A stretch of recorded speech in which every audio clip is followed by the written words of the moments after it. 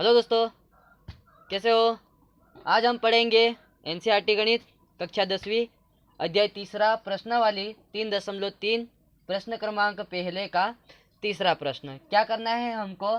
प्रतिस्थापन विधि से समीकरण, जो भी हमको समीकरण युग्म दिए हैं उनके हल निकालना है। ठीक है ना। तो क्या करेंगे, सबसे पहले देखेंगे हमको क्या दिया है प्रश्न में। हमको दो समीकरण दिए हैं। एक हमको दिया है 3x ऋण y बराबर 3 और दूसरा समीकरण हमको दिया है 9x ऋण 3y बराबर 9। ठीक है ना। क्या करना है हमको? प्रतिस्थापन विधि से इस समीकरण युग्म का हल निकालना है। क्या निकालना है? हल निकालना है। ठीक है ना। इससे पहले वाले वीडियो में हमने हल निकालना सीखा था।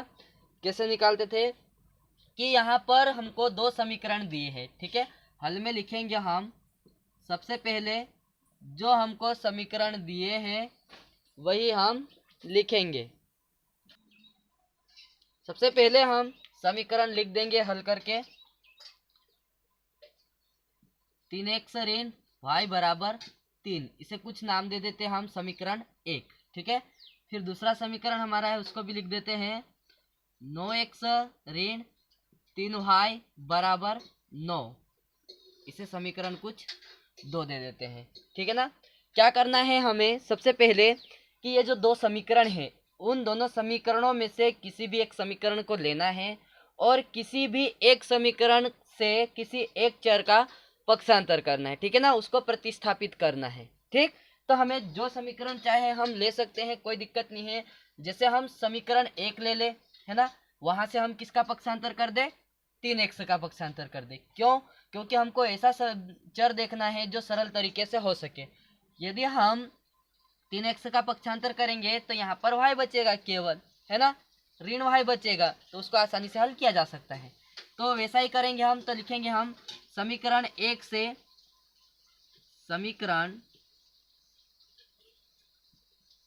से किसको पक्षांतर कर दे? हम x को प्रतिस्थापित करने पर क्या लिखेंगे? प्रतिस्थापित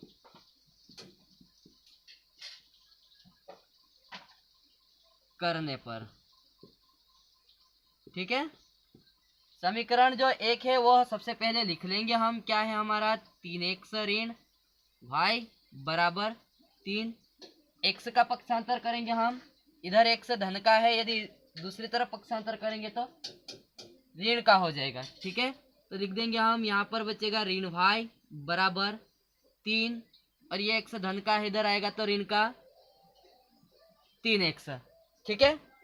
फिर ऋण y लिखा है यहाँ पर, हमको ऋण भी यहाँ नहीं चाहिए, ऋण का भी हम पक्षांतर करेंगे तो ये इधर क्या हो जाएगा? धन का। तो हम लिख सकते हैं इसको y बराबर, यदि ऋण का इधर पक्षांतर करेंगे तो क्या होगा? ऋण, इनके चिन्ह बदल जाएंगे तो कितने हो जाएंगे? ये यहाँ पर 3 लिखा है वो ऋण का हो जाएगा और ये 3x ऋण का लिखा है ये धन का हो जाएगा।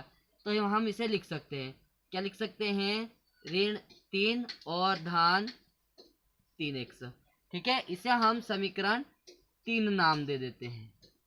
आया समझ में कि नहीं आया? यहाँ पर हमने क्या देखा कि यहाँ पर हमने किसका मान निकाल लिया? y का मान निकाल लिया। ठीक है।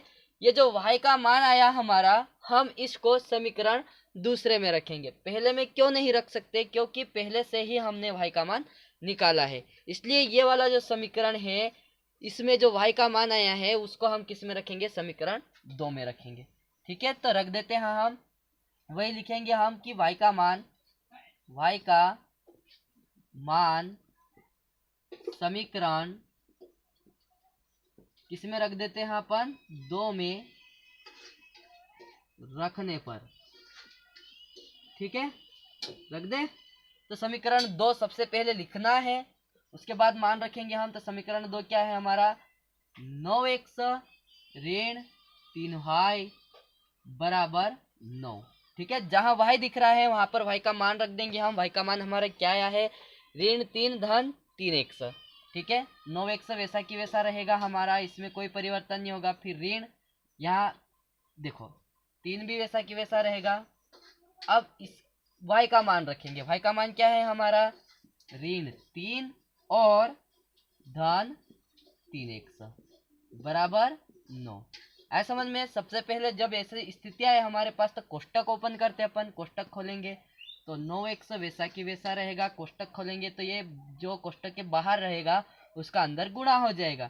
तो यहाँ पर ऋण 3 का गुणा ऋण 3 में होगा तो कितना हो जाएगा, ऋण का गुणा ऋण में तो धन और 3 का गुणा 3 में तो 9।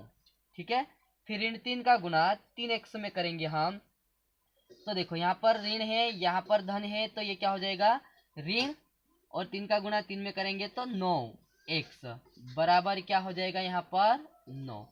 देखो अब यहाँ पर 9x धन का है और एक 9x ऋण का है तो ये आपस में क्या हो जाएंगे, घट जाएंगे। तो यहाँ पर क्या बचेगा, केवल हमारा 9 और बराबर 9। देखो यहाँ पर क्या देखा हमने कि 9 बराबर 9 आ गया, हमारा जो चर वाला पद है वह गायब हो गया है।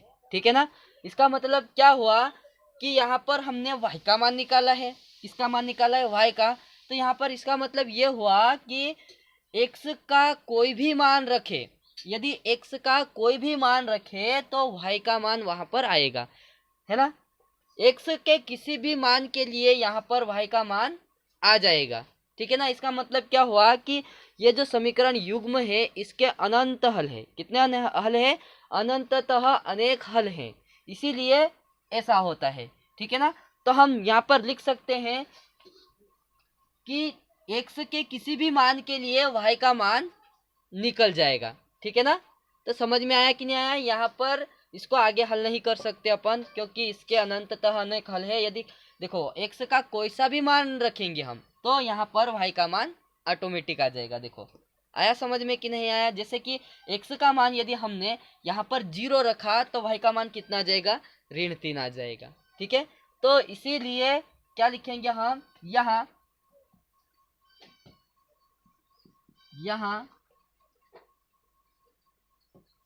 x के सभी मानों के लिए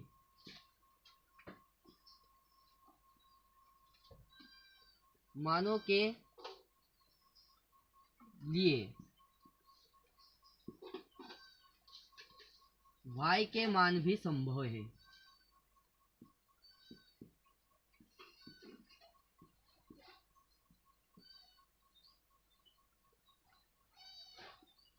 ठीक है ना। आया समझ में। तो इसे नोट कर सकते हो।